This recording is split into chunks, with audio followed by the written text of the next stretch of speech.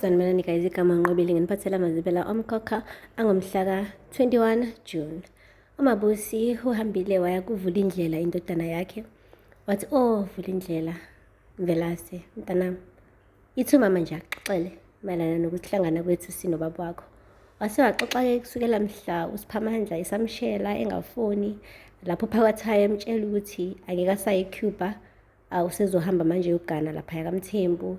Ethi ukuthela uMabusi, ethi kungani ekhethwe yena ngoba yena ubazi ukuthi umuntu ozoya lapho nobuntu. Aya ngisho nguMamzobe ayombuza ukuthi kungani kukhethwe yena kunonobuntu. Washo uMamzobe ukuthi hayibo, ubaba wakho uyiphuphile yonke lento. Uthi unamanga wena ma, ngiyazi nje ukuthi wenza yonke lento ukungicekela phansi. Ancapha uMabusi. Waphinda futhi waveza mhla uSiphamandla ethi bandlumisa kwi-date, wamane nje wamphoxa wathi yena nje angakasoze ashada umuntu ophuma ejele esigulukudu. Aveza mhla beshada kumnandi kukuhle kunjaya, bekhiphana ama-out.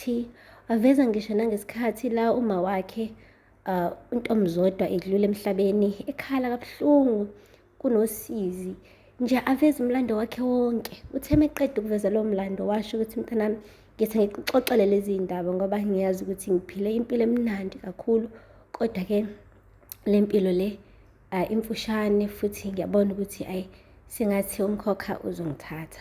Hhayi, akawagunyanga-ke guys amazwi akhe uMabusi. Uthe nje embeka umntana wakhe nje phezu kombhede, sebelele laphaya benawo uSiphamandla. Ebusuku abuya lawo mazwi, alihlezi njalo emhlebelele ethi, "Mabusi, Mabusi, kish kish kish kish, Mabusi, Mabusi, woza lana." Hhayi, uMabusi avuka embhedeni, impela ekamereni la khona ingane yakhe, athathe ishidi alisonge, walungiselela-ke guys ukuthi azikhunge njengonina.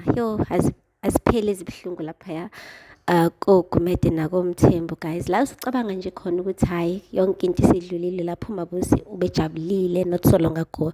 Nawo umkhokha uyabuya futhi. Sithembe-ke futhi uzonqoba once again.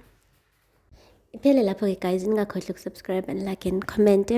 Sithembe uMabusi the next time nje ngenza la mazwi bela uzobe saphila. Bye. Sanibonani guys, igama Nqobile nginiphathela amazibela omkhokha angomhla ka-21 June. Umabusi uhambile waya kuvula indlela